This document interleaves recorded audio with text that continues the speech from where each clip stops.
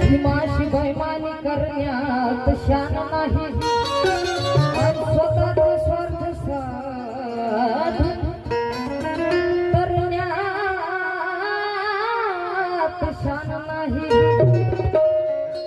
आले जरी मरा त्या विरासमान यावे, थांबून खाटीवरती मरण्यात शान नाही।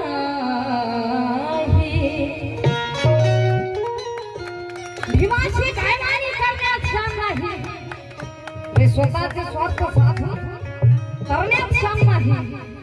आले घरी मरून त्या 500 वीरांसमान यावे, रे खंबून